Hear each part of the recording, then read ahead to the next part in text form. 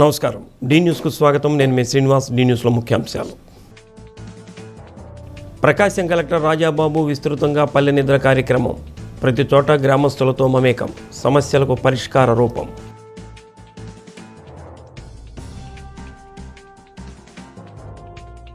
ఈ నెల 21న యోగాంధ్ర 2026కు సన్నాహాలు. యోగాంధ్రలో ప్రతి ఒక్కరిని భాగస్వాములను చేయాలని పలువురు జిల్లా అధికారులకు విజ్ఞప్తి. ట్రాఫిక్ పోలీసుల ఆధ్వర్యంలో ఒంగోలులో ఆటోల ప్రత్యేక డ్రైవ్. ప్రతి ఆటో వాలా రికార్డులు నమోదు చేసుకొని గుర్తింపు సంఖ్య పొందాలని సూచన. మీ సమస్యల పరిష్కారానికే మీ మధ్యకు వచ్చాను. నాతో పాటు జిల్లా అధికారులు కూడా ఉన్నారు. మీరు చెప్పిన సమస్యలు సత్వర పరిష్కారానికి చర్యలు తీసుకుంటానని ప్రకాశం కలెక్టర్ రాజాబాబు ప్రజలతో మమేకమయ్యారు. అద్దంకి మండలం తిమ్మాయపాలెం గ్రామంలో పల్లె నిద్ర కార్యక్రమంలో భాగంగా జాయింట్ కలెక్టర్ కల్పనా కుమారితో కలిసి గ్రామస్తులతో ప్రత్యేకంగా సమావేశం నిర్వహించి వారి సమస్యలను అడిగి తెలుసుకున్నారు. వారు ప్రస్తావించిన సమస్యలను సావధానంగా విని వాటి పరిష్కారానికి అక్కడి అధికారులకు ఆదేశాలు జారీ చేశారు. గ్రామంలోని యువతతో కలెక్టర్ ప్రత్యేకంగా మాట్లాడారు. సమగ్ర ఉద్యోగ సమాచారం ప్లేస్మెంట్ కోసం రాష్ట్ర ప్రభుత్వం ప్రత్యేకంగా రూపొందించిన కౌశలం వెబ్సైటును వినియోగించుకోవాలని సూచించారు. మనమిత్ర యాప్ను కూడా ప్రభుత్వ సేవల కోసం వినియోగించుకోవాలని చెప్పారు. డ్వాక్రా మహిళలతో కలెక్టర్ ముచ్చటించారు. ప్రభుత్వం అందిస్తున్న ఆర్థిక సహాయాన్ని వ్యక్తిగత ఖర్చుల కోసం కాకుండా కుటుంబ జీవనోపాధి మెరుగు కోసం వినియోగించుకోవాలని సూచించారు. ఈ సందర్భంగా 109 స్వయం సహాయక సంఘాలకు 8.49 కోట్ల విలువైన బ్యాంకు రుణాల చెక్కును అందించారు. గ్రామంలోని గర్భిణులతో ప్రత్యేకంగా మాట్లాడుతూ తల్లి బిడ్డ ఆరోగ్యానికి రాష్ట్ర ప్రభుత్వం అధిక ప్రాధాన్యం ఇస్తున్నట్లు చెప్పారు. ప్రభుత్వం అందిస్తున్న సౌకర్యాలను సద్వినియోగం చేసుకొని తల్లి బిడ్డలు సంపూర్ణ ఆరోగ్యంతో ఉండాలని ఆకాంక్షించారు. ప్రభుత్వం నుంచి లభిస్తున్న సంక్షేమ పథకాల ప్రయోజనాలు, తల్లికి వందనం అర్హతపై మహిళలను ఆరా తీశారు. ఆయా పథకాల ప్రయోజనాల పట్ల లబ్ధిదారులు సంతృప్తిని వ్యక్తం చేశారు. కూటమి ప్రభుత్వానికి, జిల్లా అధికార యంత్రాంగానికి ప్రత్యేక కృతజ్ఞతలు తెలిపారు. పిల్లలను ప్రభుత్వ బడులు, అందుబాటులో ఉన్న సంక్షేమ హాస్టల్స్లో చేర్చాలని కలెక్టర్ సూచించారు. ప్రభుత్వ బడులు, సంక్షేమ హాస్టళ్ల నిర్వహణకు ప్రభుత్వం అత్యంత ప్రాధాన్యత ఇస్తుందని అన్నారు. 32 ఎకరాల విస్తీర్ణం గల గ్రామ చెరువు ఆక్రమణకు గురైందని, ఆక్రమణలు తొలగించి చెరువును అభివృద్ధి చేయగలిగితే గ్రామానికి ఆదాయం వస్తుందని, ఆ దిశగా చర్యలు చేపట్టాలని గ్రామస్తులు కలెక్టర్కు విన్నవించారు. గ్రామంలో సరైన డ్రైనేజీ వ్యవస్థ లేనందున నిధులు కేటాయించి సైడ్ డ్రైన్లు నిర్మించాలని, అర్హులకు కొత్తగా పక్కా గృహాలు మంజూరు చేయాలని కోరారు. తాగునీటి సమస్యను పరిష్కరించాలని, ఎస్సీ కాలనీలో గల శ్మశాన వాటికకు ప్రహరీ గోడ నిర్మించాలని, ఒక కమ్యూనిటీ హాల్ ఏర్పాటు చేయాలని విజ్ఞప్తి చేశారు. గ్రామ స్థాయిలో ప్రజలతో మమేకమై సమస్యలను సత్వరం పరిష్కరించేందుకే పల్లె నిద్ర కార్యక్రమాన్ని చేపట్టినట్లు కలెక్టర్ తెలిపారు.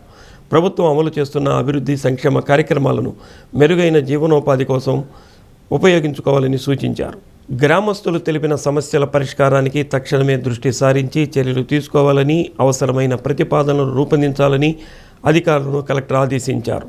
ఆర్థికేతర సమస్యలను సత్వరమే పరిష్కరించేందుకు చర్యలు తీసుకోవాలని అన్నారు. ఈ కార్యక్రమంలో ప్రజలు ప్రస్తావించిన రెవెన్యూ సమస్యలపై ప్రత్యేక దృష్టి పెట్టామని జాయింట్ కలెక్టర్ కల్పనా కుమారి చెప్పారు. ఆర్డీఓ విజయ్ జ్యోతి, జెడ్పీసీఓ చిరంజీవి, డిపిఓ వెంకటేశ్వరరావు, వివిధ శాఖల జిల్లా మండల అధికారులు పాల్గొన్నారు.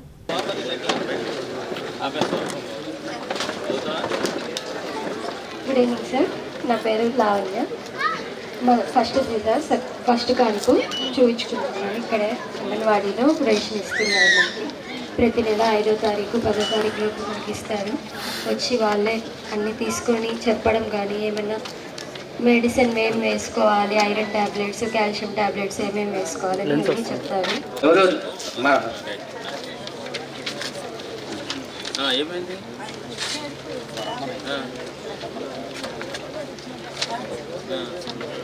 అయ్యో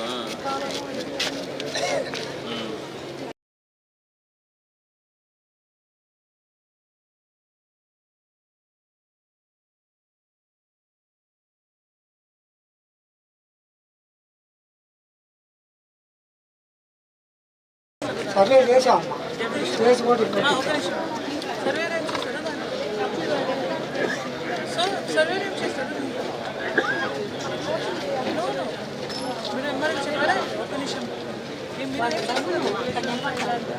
మీటర్స్ ఉంటుంది.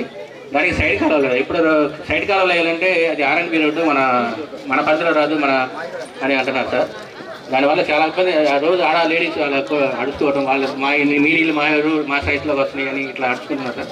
మాకు R&B రోడ్డుకి ఒక సైడ్ కాలువలు ఏర్పాటు చేయాల్సింది కోరుతున్నాను. ఇట్లా గ్రూపుల తరఫున 2 లక్షల అమౌంట్ తీసుకున్నాను, బట్టల షాప్ పెట్టుకున్నాను, కానీ అమౌంట్ సరిపోవట్లేదు సార్. ప్రభుత్వం తరఫు నుంచి ఏమన్నా సాయం చేయగలరా? తిమ్మాయిపాలెం గ్రామంలో పల్లెనిద్ర కార్యక్రమాన్ని మనం జరుపుకుంటున్నాము. పల్లెనిద్ర అనే కార్యక్రమం మనము పెట్టుకున్నటువంటి అంశం ఎందుకంటే గవర్నమెంట్ మీకు అందరికీ తెలుసు, సమస్య పరిష్కారానికి సంబంధించి అనేక రకాలుగా గ్రీవెన్సెస్ కూడా తీసుకోవడం జరుగుతుంది.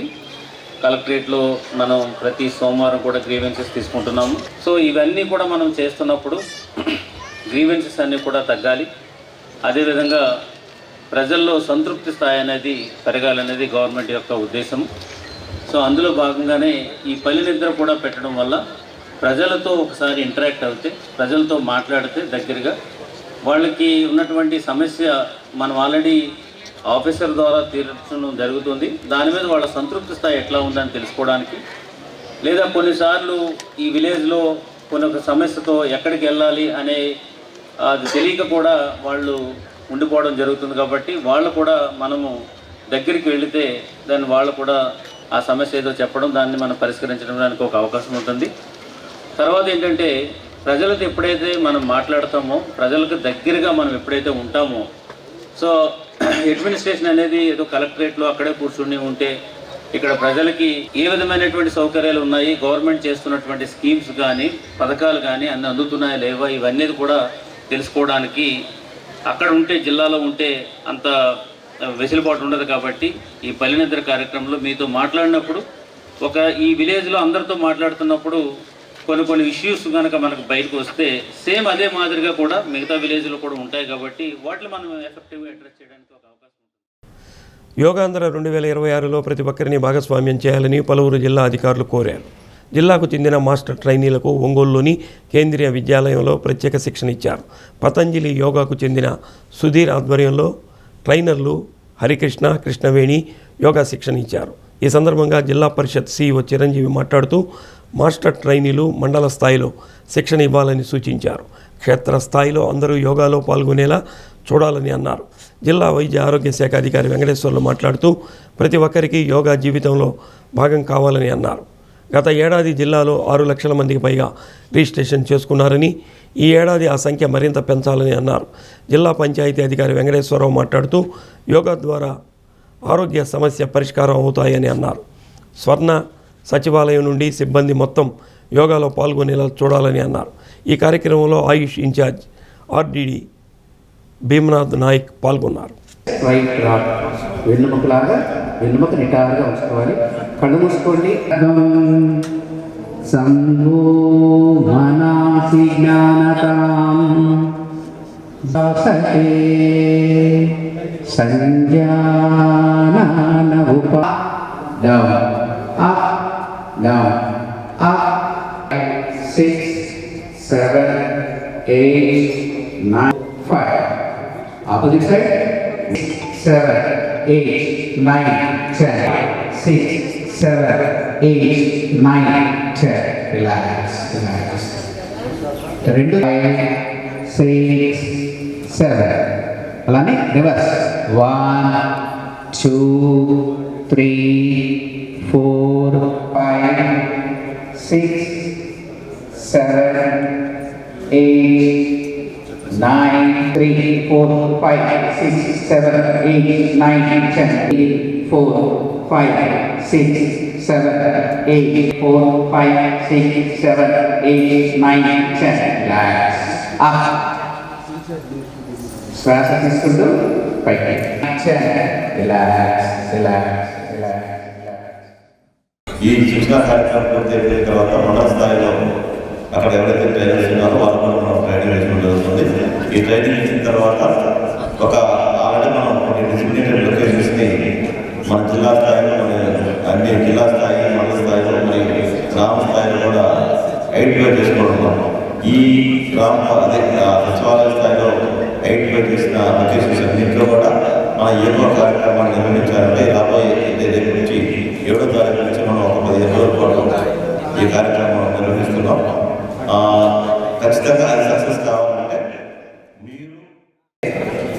మీరందరూ కూడా కంటిన్యూస్గా లాస్ట్ ఇయర్ కూడా మేము పార్టిసిపేట్ చేస్తున్నాము. లాస్ట్ ఇయర్ నుండి నేనున్నటువంటి ఒక అపార్ట్మెంట్ కూడా కంటిన్యూస్గా మన గురువులే వచ్చి ఇప్పటి వరకు కూడా యోగా సెషన్స్ రన్ అవుతూ చక్కగా చేస్తూ ఉన్నాను, నేను అబ్జర్వ్ చేస్తున్నాను. అదేవిధంగా మీరందరూ కూడా గురువుస్ ట్రైనింగ్కి వచ్చి ఉన్నారు కాబట్టి యోగా ట్రైనర్స్ కాబట్టి 100% చేస్తూ ఉంటున్నారు. సో ఇది అలానే ఎవరైతే గ్రామ స్థాయిలో ప్రజలు ఉన్నారో, ఎవరినైతే మనం 6 లక్షల పైచలకు రిజిస్ట్రేషన్ చేసి యోగా ట్రైనింగ్ ఇచ్చున్నామో వారందరికీ కూడా ఒక రిఫ్రెష్ కోర్సు కాదు. వారు కొంతమంది కొన్ని నెలల వరకు అలా కంటిన్యూ చేసి మధ్యలో మానవచ్చు. అనేక కారణాలతో వారందరూ కూడా మళ్ళా రిజిస్ట్రేషన్ చేసి యాక్టివేట్ చేయడం జరిగింది. అదేవిధంగా ట్రైనింగ్ కూడా లాస్ట్ టైం మీరు అందరూ కూడా ఇచ్చున్నారు. మీరు కూడా ఇంటర్ విలేజ్ లెవెల్లో కూడా గ్రామ స్థాయిలో అద్భుతంగా మనం ఉదయం 6 గంటలకే స్టార్ట్ చేసుకొని ఈ కార్యక్రమాన్ని మాస్టర్ ట్రైనర్స్ శిక్షణ కార్యక్రమం స్టార్ట్ చేస్తాం. ఇప్పుడు పెద్దలందరూ ఆర్టీడీ గారు, సిఓ గారు, గారు మాట్లాడారు. మన మేడం గారు కూడా సీనియర్ మెడికల్ ఆఫీసర్ వారు కూడా మాట్లాడడం జరిగింది. రేపు నుంచి మండల స్థాయిలో జరిగినటువంటి శిక్షణ కార్యక్రమాలకి యోగాంధ్ర సంబంధించి యోగాసన ప్రాక్టీస్ చూపించి మండలంలో అదేవిధంగా సచివాలయ స్థాయిలో మనం ఈ కార్యక్రమాన్ని గత సంవత్సరం స్కూల్ నెలల పాటు చాలా యాక్టివ్గా కార్యక్రమం చేసాం. సచివాలయ స్థాయిలో మనకి ఈసారి థీమాటిక్గా ఎస్హెచ్సి ఉమెన్ డాక్టర్ జరిగింది. రేపు 10వ తారీఖున పాత ఆఫీస్లో, 15వ తారీఖున కొత్తపట్నం ఆఫీస్లో ప్రత్యేక కార్యక్రమం నిర్వహించబోతున్నాం. మనకందరూ కూడా ఈ యొక్క యోగాంధ్ర సంస్థ జరిగిన తర్వాత ప్రతిరోజు ప్రభుత్వం అందిస్తున్న సేవల పట్ల ప్రజలు సంతృప్తిగా ఉన్నారా లేదా అనేది తెలుసుకునేందుకు పల్లె నిద్ర కార్యక్రమం ఎంతగానో ఉపయోగపడుతుందని ప్రకాశం కలెక్టర్ రాజాబాబు అన్నారు. నిధులతో సంబంధం లేని సమస్యలు సత్వరం పరిష్కరించడం జరుగుతుందని అన్నారు. అద్దంకి మండలం తమ్మవరం గ్రామంలో కలెక్టర్ పల్లె నిద్ర అనంతరం తెల్లవారుజామునే గ్రామంలో పర్యటించారు. గ్రామస్తుల సమస్యలను అడిగి తెలుసుకున్నారు. చెత్త నుంచి సంపద కేంద్రం, పారిశుధ్య నిర్వహణ, తాగునీటి సరఫరాను పరిశీలించి అధికారులకు పలు సూచనలు చేశారు.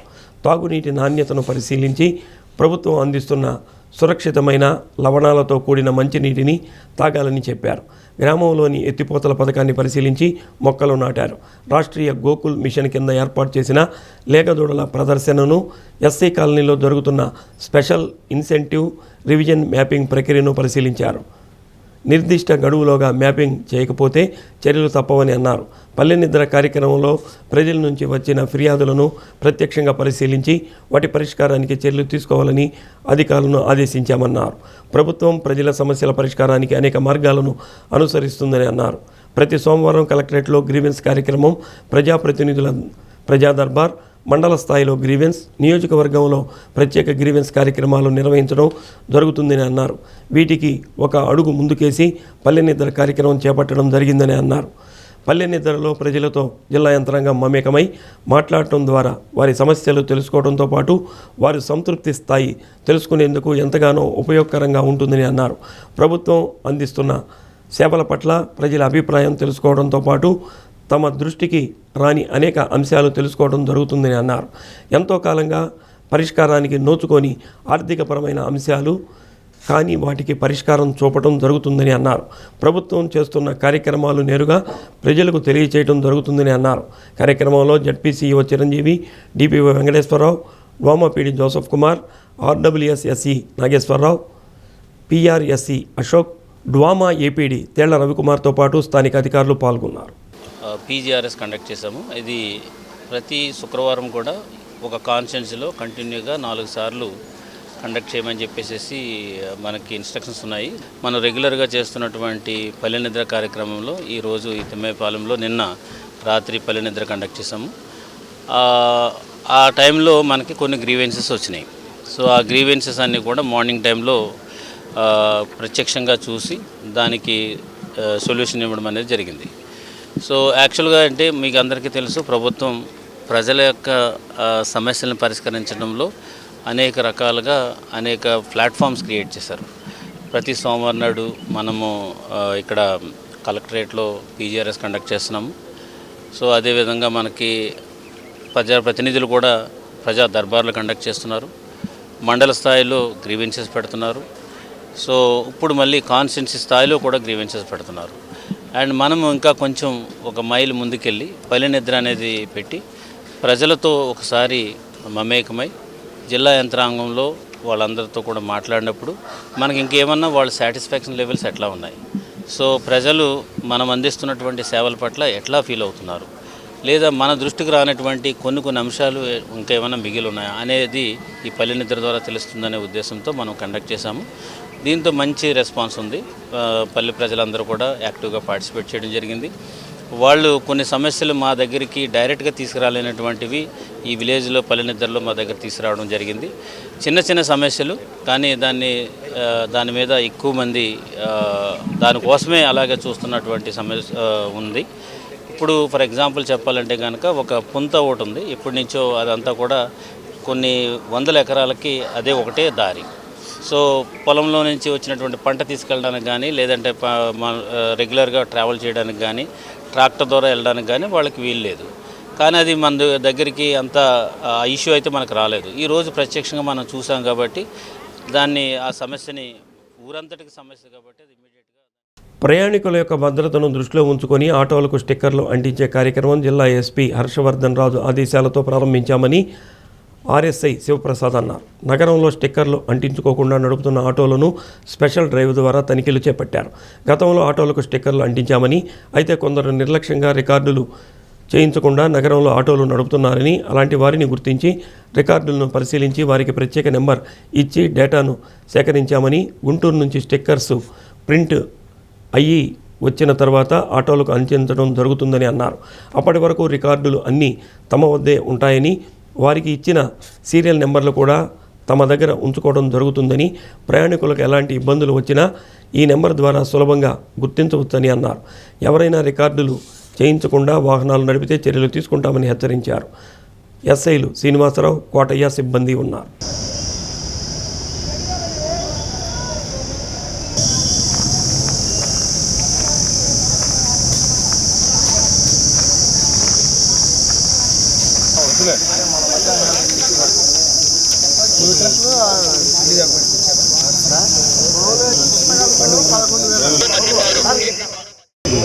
ఒంగోలు నగర ప్రజలకి తెలియజేయదనగా గౌరవనీయులైన ఎస్పీ శ్రీ హర్షవర్ధన్ రాజు ఐపీఎస్ గారు ఉత్తర్వుల మేరకు ఆటోలకు నెంబరింగ్ ఇచ్చే ప్రక్రియను చాలా రోజుల క్రితం మొదలుపెట్టడం జరిగినది.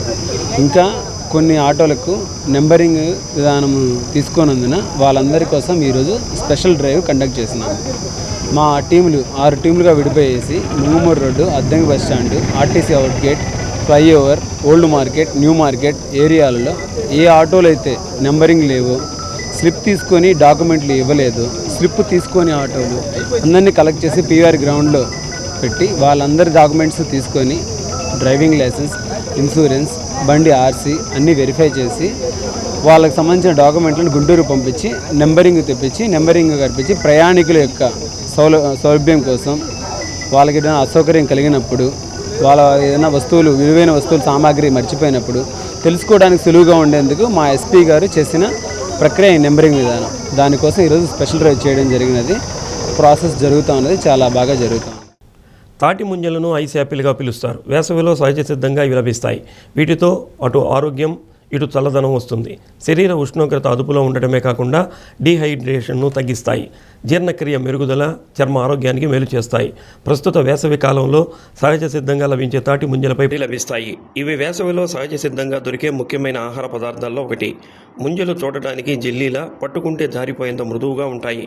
తీయగా, నోటిలో వేసుకుంటే కరిగిపోయేలా ఉండే వీటి లోపలి భాగంలో నీరు ఉంటుంది. ఇవి శరీరానికి కలిగించే చలువ వల్ల దీన్ని ఐస్ యాపిల్ అని కూడా అంటారు. ఎండాకాలంలో విరివిగా తాటి ముంజలు మార్కెట్లో దొరుకుతాయి. జిల్లా వ్యాప్తంగా చాలా గ్రామీణ ప్రాంతాలలో తాటి చెట్లు కనిపిస్తాయి. తీర ప్రాంత మండలాలతో పాటు మార్టూరు, కొరిసపాడు ప్రాంతాలలో తాటి చెట్లు విస్తారంగా ఉన్నాయి. వేసవి కాలం వచ్చిందంటే తీర ప్రాంత మండలాలైన కొత్తపట్నం, సింగరాయకొండ, ఉలవపాడు తదితర ప్రాంతాలతో పాటు మార్టూరు ప్రాంతం నుంచి ఎక్కువ సంఖ్యలో తాటికాయలను నగరాలు, పట్టణ ప్రాంతాలకు తీసుకొచ్చి అమ్ముకొని జీవనోపాధి పొందుతుంటారు. వేసవి కాలంలోనే అందుబాటులో ఉండే తాటి ముంజలను తినేందుకు ఎక్కువ మంది ఇష్టపడుతుంటారు. తాటికాయలు తెచ్చి ముంజలమ్మే వారి దగ్గర నగరవాసులు బారులు తీరి కొనుగోలు చేసేందుకు కుటుంబ సమేతంగా వస్తుంటారు. సహజంగా తాటి ముంజలు తెల్లగా ఉండటాన్ని గమనిస్తుంటాం. వీటిలో వివిధ రంగుల ముంజలు మార్కెట్లో అందుబాటులోకి వస్తున్నాయి. ఎండలు ఎక్కువ ఉండడం వల్ల తాటి ముంజలు తింటే చాలా చల్లగాను హెల్తీగా ఉండిద్ది. తక్కువ రేట్తో మంచి ప్రోటీన్ ఫుడ్ తినచ్చు. అందరు తాటి ముంజలు థ్యాంక్ యూ. సో ఈ ఎండలకి మనం తట్టుకోగలగాలంటే ఏదైనా చల్లని శీతల పానీయాలు కానీ ఏదైనా ఒక ఫ్రూట్స్ తీసుకొని ఫ్రూట్ జ్యూస్ తాగడం మంచిది, మనకు చల్లగా ఉంటుంది. అలాగే ఈ తాటి ముంజలు తీయడం వల్ల ఎండవేయడంకి తట్టుకోగలుగుతున్నాము. కడుపులో ఎంతో మంచి జరుగుతుంది, మంచి శరీరానికి చేయడం మంచిది. ఈ డిహైడ్రేషన్ నుంచి కూడా తప్పించుకోవడానికి ఇది ఒక ఔషధంగా పనిచేస్తున్నాయి. తాటి ముంజలు తినటం వల్ల మన డైజెషన్ సిస్టమ్ కానీ చలవ కానీ బాగుంటుంది. 10 మంది తినటం వల్ల మంచిది. ఇది మనకి ఎప్పుడు కూడా అరుదుగా దొరుకుతుంటాయి. ఇది సీజన్ ఒకసారే వస్తాయి కాబట్టి ఈ సీజన్ ఫ్రూట్స్ని తినమని పబ్లిక్ను కూడా రిక్వెస్ట్ చేస్తున్నాను. సహజ సిద్ధంగా వేసవి కాలంలో తాటి చెట్లకు కాసే కాయలకు పట్టణాలు, నగరాల్లో మంచి డిమాండ్ ఉండడంతో వీటిని ఇక్కడకు తెచ్చి అమ్ముకొని జీవనం సాగిస్తున్నట్లు అమ్మకందారులు తెలిపారు. తమ గ్రామాల సమీపంలో ఉన్న పొలాల గట్లు వెంట ఉండే తాటి చెట్ల నుంచి కాయలు తీసుకొచ్చి అమ్మకాలు చేస్తున్నట్టు తెలిపారు. నగరవాసులు ఎక్కువగా వీటిని కొనుగోలు చేస్తుంటారని అన్నారు. తాటి ముంజలు అంటే ఇది ఇప్పుడు సమ్మర్ కదండి, సమ్మర్లో తాటి ముంజలు తీసుకెళ్తూ ఉంటారు. ఎండల వల్ల బాగా ఎండకి మంచిదండి, చలవగా ఉండిద్ది. ఈ సీజన్ అంతా ఒక 2 నెలలు వచ్చిద్ది, నెల 15 రోజులు 2 నెలలు వస్తుంది. ఈ సీజన్లో ఇప్పుడు అన్ని సీజన్ అలా కాయలు తక్కువ అండి, ఇంకా రాలేదు. మామూలుగా వచ్చిన వరకు 1 బత్త 2 బత్తాలు తెచ్చుకోవటం. ఇప్పుడు మేము వచ్చేటప్పటికి ఇప్పుడు 12:30 అయింది. ఈ ఎండాకాలం వచ్చేది తాటి ముంజలు అనేది గుర్తుకొస్తాయి. ఇది మందులేని పంట.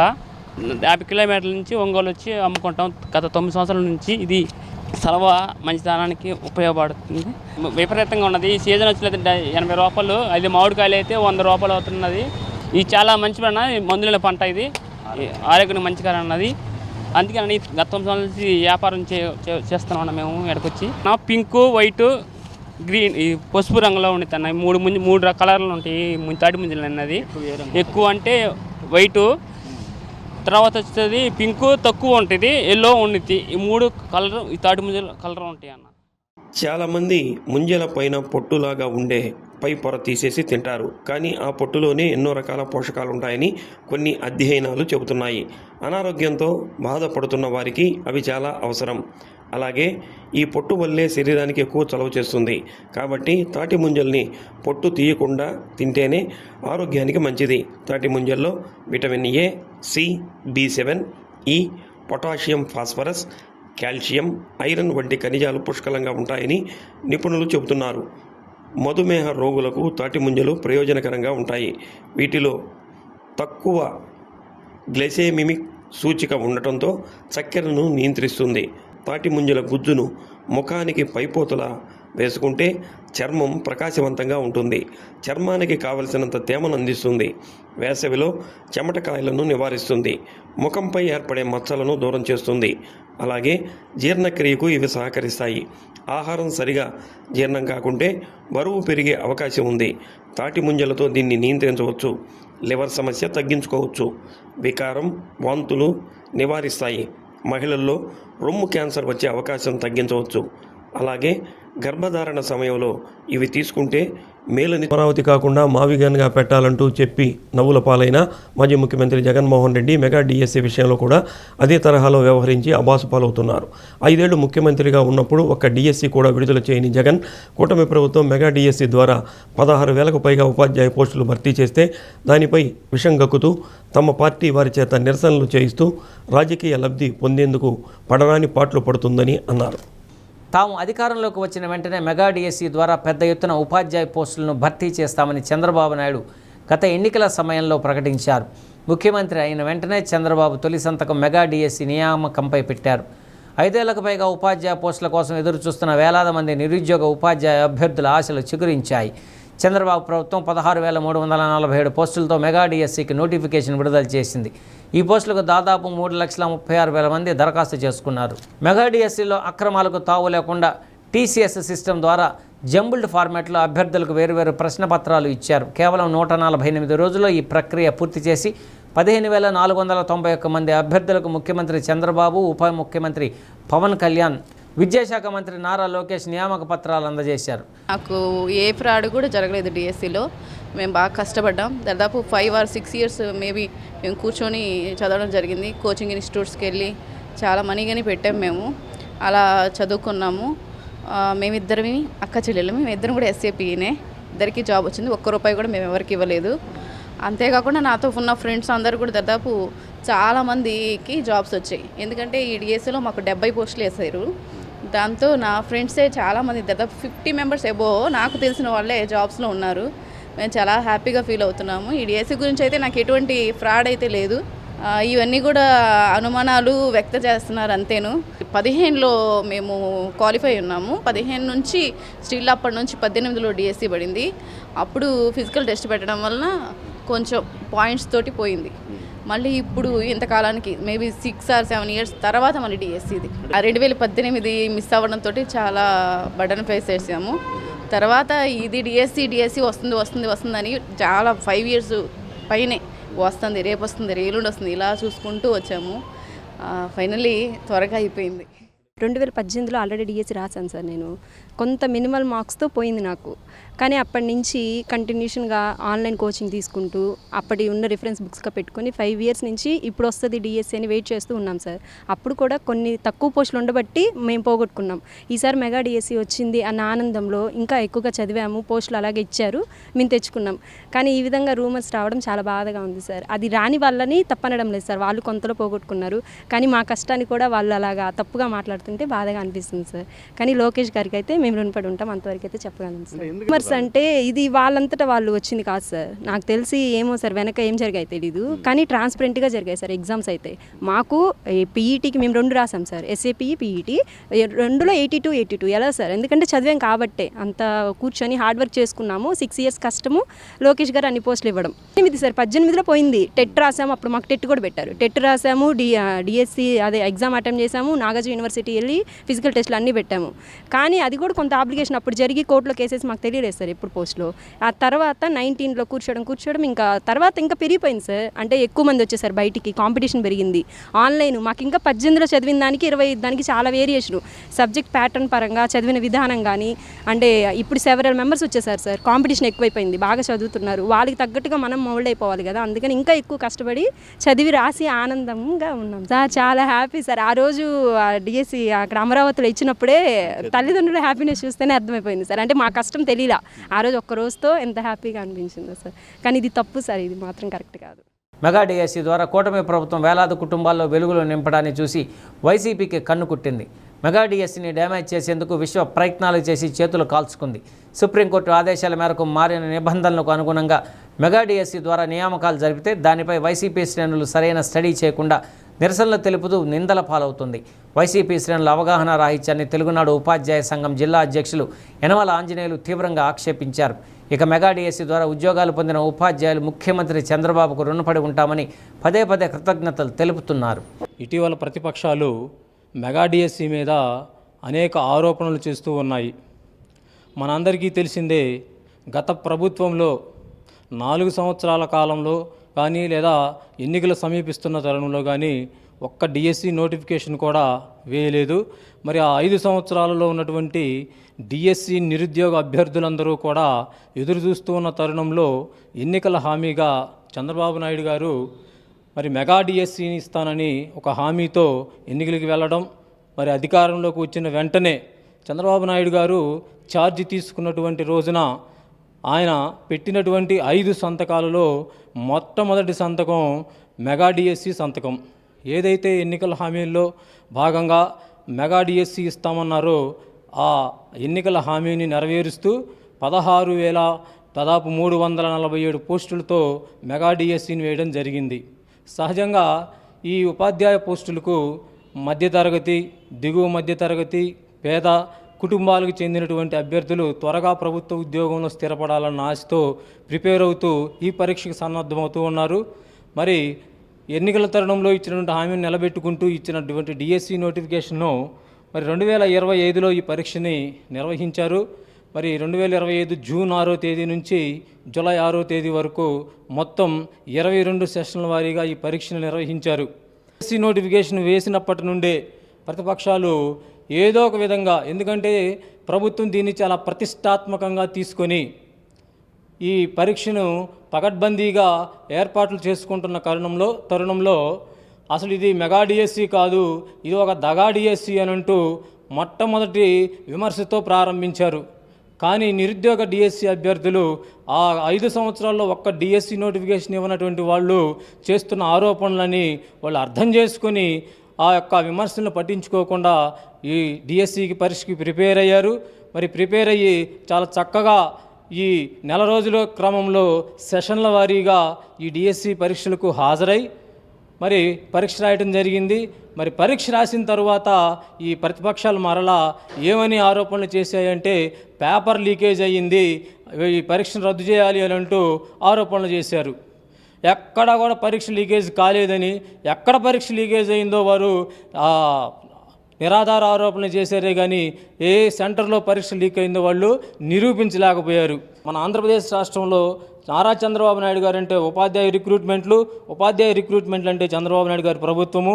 మరి ఇప్పుడు ఆయన 95 నుంచి మొన్న 2024 వరకు మెయిన్ నోటిఫికేషన్ అయితేనేమి, సప్లిమెంటరీ నోటిఫికేషన్ అయితేనేమి ఈ 14 డిఎస్సి నోటిఫికేషన్ వేసాడు. ఎక్కడా కూడా ఒక్క డిఎస్సి నోటిఫికేషన్లో కూడా అవినీతి జరిగిందని ఎక్కడ కూడా ఆరోపణలు చేయడమే కానీ ఎక్కడ రుజువైనటువంటి దాఖలాలు లేవు. దయచేసి ఇవి మధ్య పేద తరగతి కుటుంబాలకు చెందినటువంటి నిరుద్యోగ అభ్యర్థులు ప్రిపేర్ అయ్యేటటువంటి ఈ పరీక్షలకు రాజకీయ ప్రయోజనాలతో ఇలాంటి బురద జల్లి వారి యొక్క మనోభావాలను కానీ లేదా సమాజంలో ఈ ప్రభుత్వంపై బురద జల్లాలి అనేటువంటి ప్రయత్నం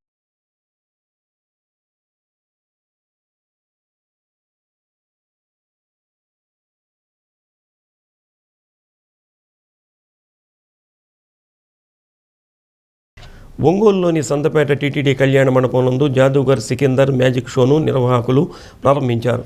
జూలై 5వ తేదీ నుంచి 27వ తేదీ వరకు మ్యాజిక్ షో ఏర్పాటు చేయడం జరిగిందని నిర్వాహకులు షేక్ అబ్దుల్ కరీం తెలిపారు.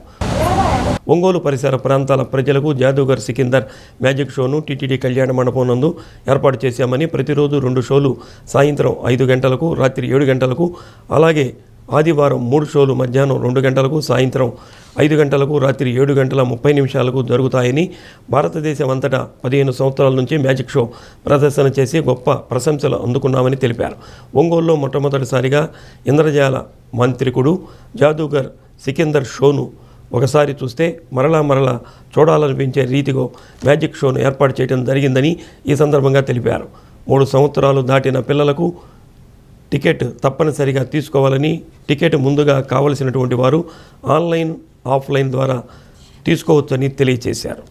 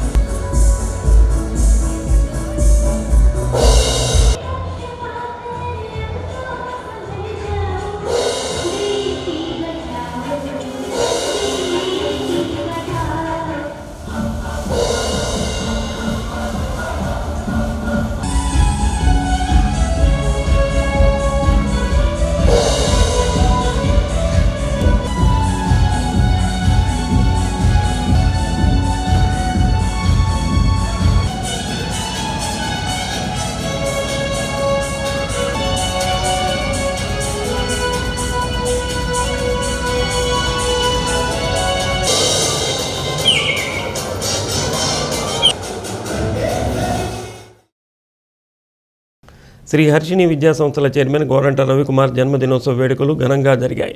Shri Harshini degree PG college ఆవరణలో జరిగిన వేడుకల్లో రవికుమార్ తన కుటుంబ సభ్యులతో కలిసి కేక్ కట్ చేశారు. శ్రీ హర్షిణి విద్యా సంస్థల సెక్రటరీ మరియు కరస్పాండెంట్ కవిత, డైరెక్టర్ హర్షిత్, డీన్ ఆంజనేయులతో పాటు ప్రిన్సిపాల్, అధ్యాపకులు, రాజకీయ నాయకులు, ఆత్మీయ బంధుమిత్రులు రవికుమార్కు జన్మదిన శుభాకాంక్షలు తెలిపారు.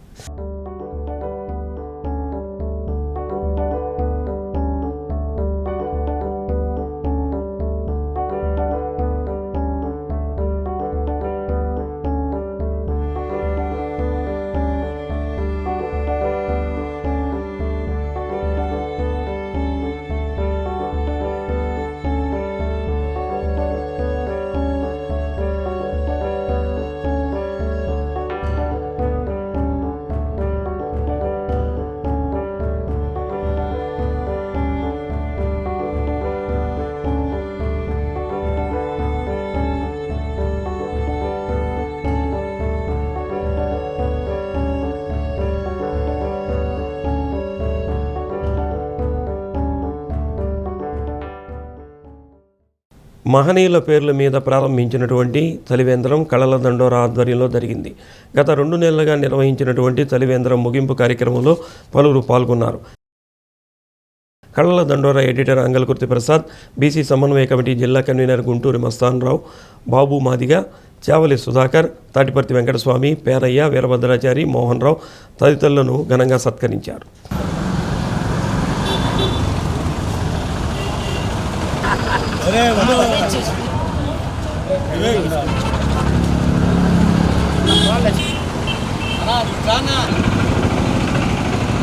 ఒంగోలు వస్తూ పోతూ నెల్లూరు బస్ స్టాండ్లోనే అలా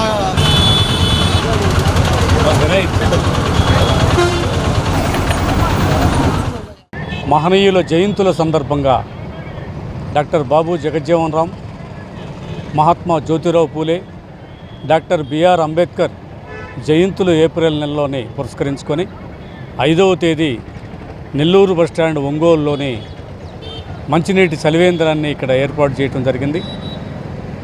తర్వాత ఇప్పటికీ 2 నెలలు పూర్తి చేసుకున్నాం. అలాగే ఋతుపవనాలు వేసవి తగ్గేటట్టుగాను ఋతుపవనాలు వచ్చినాయి కాబట్టి చలివేంద్రాన్ని ఈ రోజుతోటి ముగిస్తున్నాం.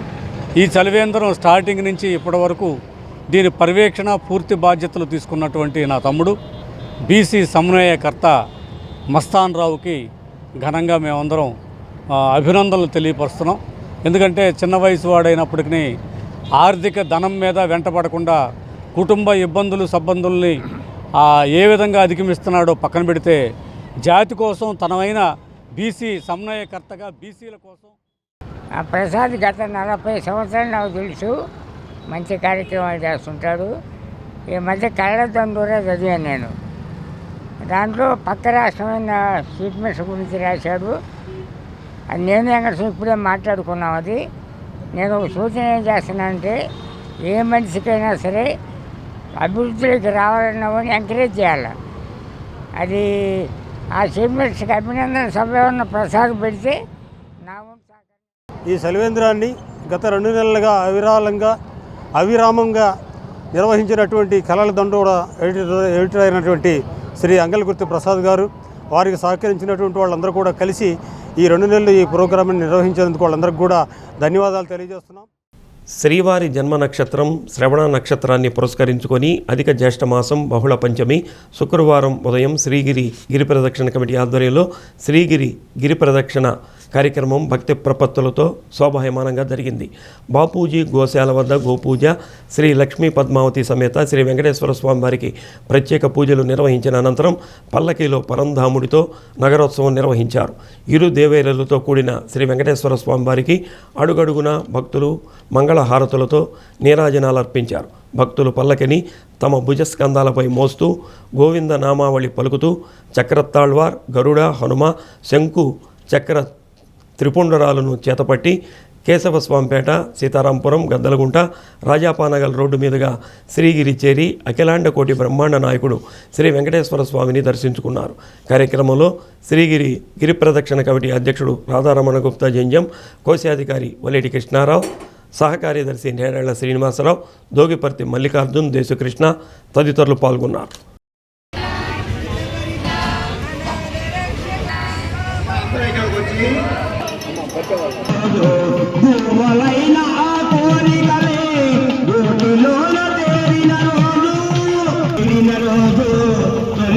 ప్రసిద్ధిరస్తు శ్రీ లక్ష్మీ పద్మావతి సమేత శ్రీ వెంకటేశ్వర స్వామి అనుగ్రహ కటాక్ష ప్రసిద్ధిరస్తు సకుటుంబస్య తదా ఆపో జ్యోతిరసమృతం బ్రహ్మ పూర్వం చూడో ఓం తద్విష్ణోః పరమం పదం ఓం తత్పురుషాయ విద్మహే చక్రతుండాయ ధీమహి తన్నో నంది ప్రచోదయాత్ ఓం తత్పురుషాయ విద్మహే సువర్ణపక్ష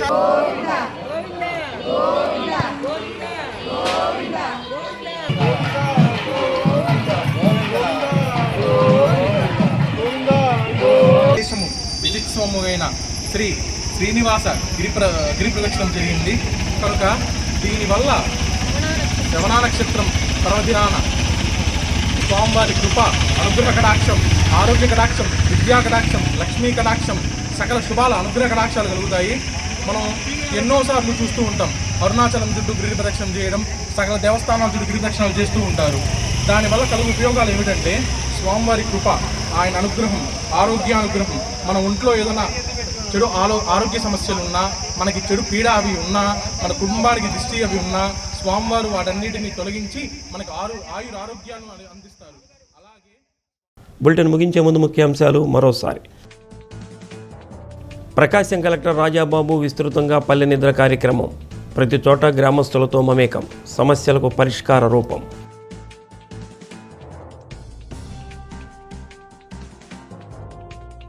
ఈ నెల 21న యోగాంధ్ర 2026కు సన్నాహాలు. యోగాంధ్రలో ప్రతి ఒక్కరిని భాగస్వాములను చేయాలని పలువురు జిల్లా అధికారులకు విజ్ఞప్తి.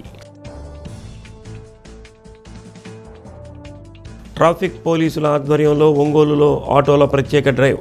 ప్రతి ఆటో వాలా రికార్డులు నమోదు చేసుకొని గుర్తింపు సంఖ్య పొందాలని సూచన. డి న్యూస్లో నేటి మాట. పాఠం గురువే చెప్పనక్కర్లేదు. జీవిత ప్రస్థానంలో ఎదురైన ప్రతి సమస్య మనకు ఎన్నో పాఠాలు నేర్పిస్తుంది.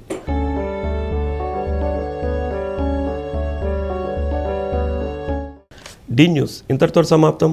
నమస్కారం.